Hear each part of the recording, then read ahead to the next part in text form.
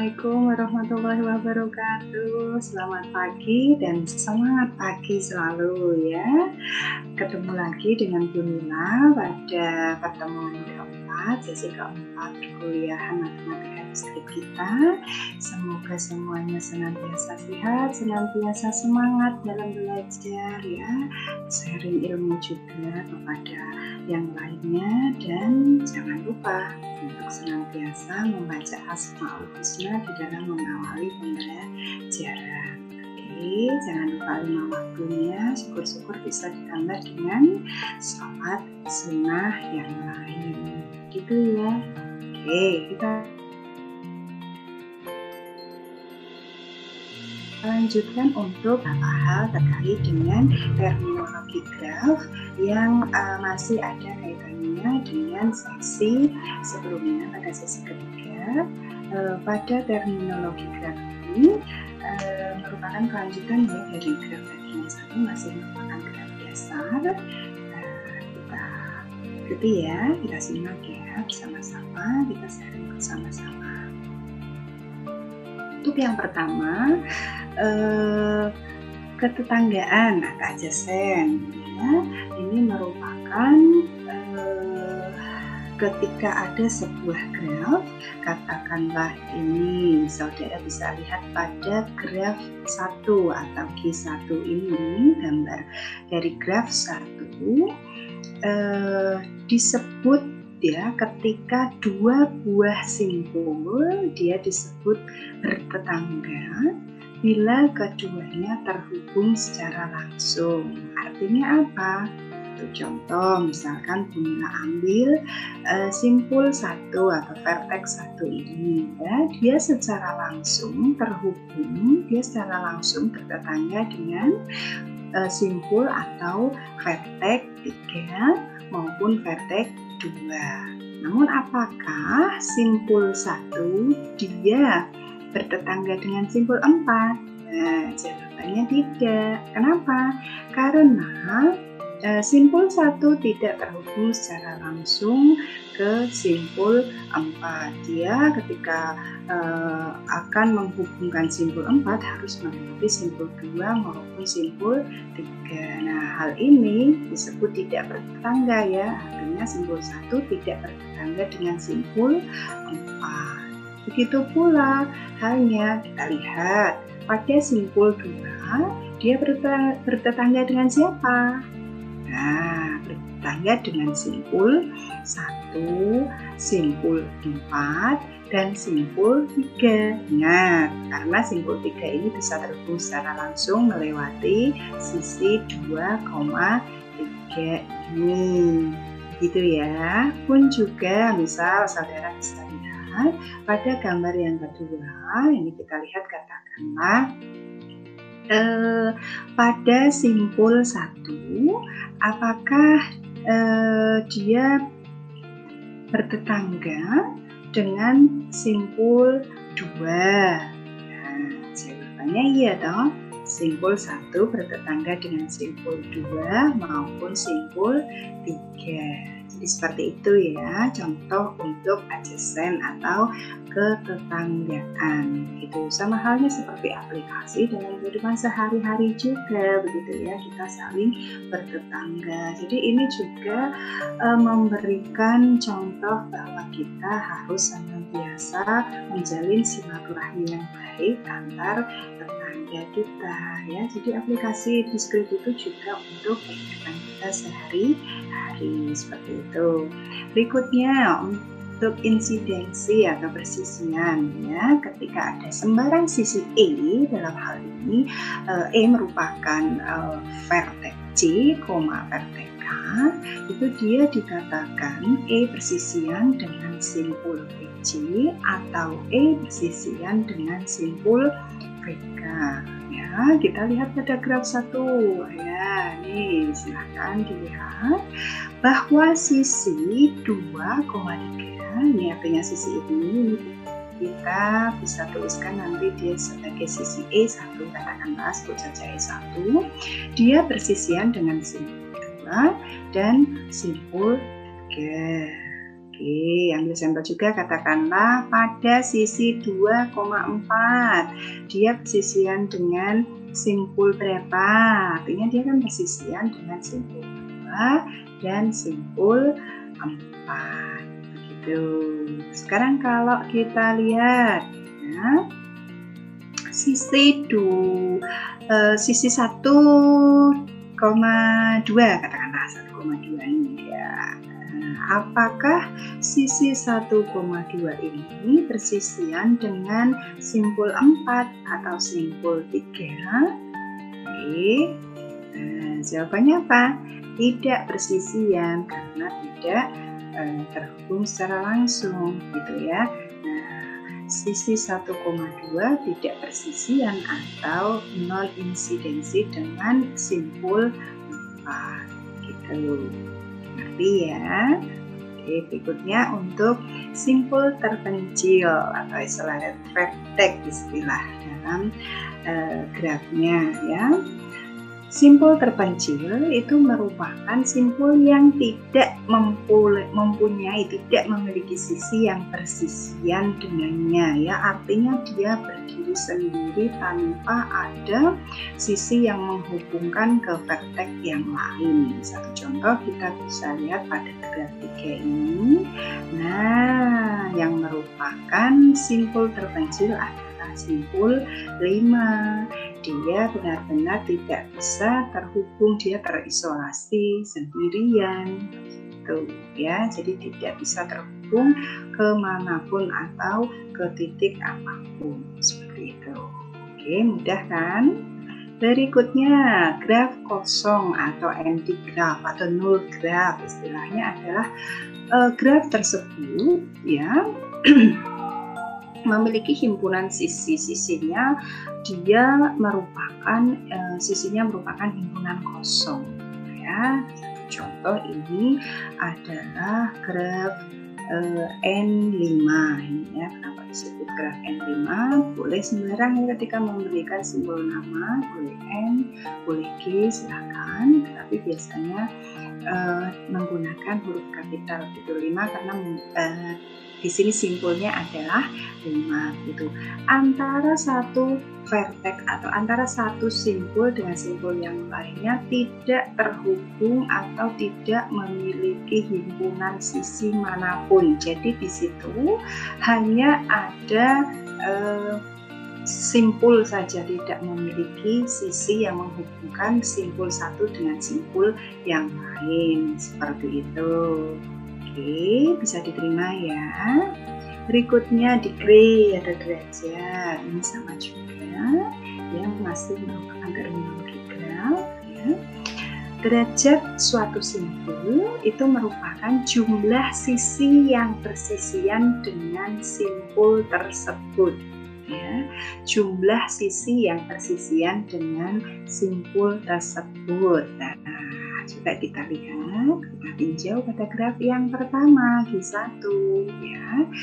Untuk degree atau derajat biasanya dalam penulisannya disimbolkan dengan huruf D Latin atau D kecil biasanya saudara sebut ya, dengan menyebutkan 1, 2 atau yang lainnya untuk nama vertexnya gitu. Katakanlah ini kita lihat pada simpul 1. Nah, D1-nya atau derajat titik ya istilahnya ya, derajat simpul pada simpul 1 ini ya, adalah berapa? Nah, oke. Sisi yang menghubungkan dengan simpul 1 itu ada berapa? 1, 2. Artinya dia memiliki 2 derajat simpul atau 2 derajat titik. Oke. Nah, kalau derajat titik pada yang kedua ini ada berapa? Ya, ada 3. Kenapa? Karena ada 3. Ya, ada 3 sisi yang menghubungkan simpul 1 ke simpul 2 ke simpul 1 maupun ke simpul 3 dan 4 seperti itu ya. Oke, kalau kita lihat pada graf yang ketiga nih. Nah, oke, kita fokuskan kepada coba derajat titik atau simpul 5 ada berapa kira-kira, karena dia tidak terhubung, karena dia merupakan simpul terpencil atau istilahnya vertex. Nah, dia 0 ya, karena benar-benar dia tidak bisa terhubung ke simpul yang lain. Untuk derajat titik pada simpul 4 di sini ada berapa? 1 aja ya, cuma 1 karena dia hanya terhubung dengan simpul 3 atau disebut istilahnya adalah simpul anting-anting atau pendan vertex seperti itu ya. Oke, terus kemudian pada graf yang kedua kita lihat ya. Pada graf yang kedua derajat titik pada 1 kita lihat ada berapa. Nah, terhubungan 1, 2, 3, berarti ada 3 ya.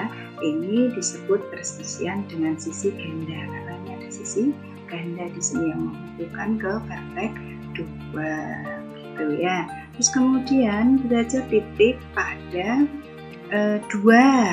Nah, pada 2 ini ada berapa? Oke, 1, 2, 3.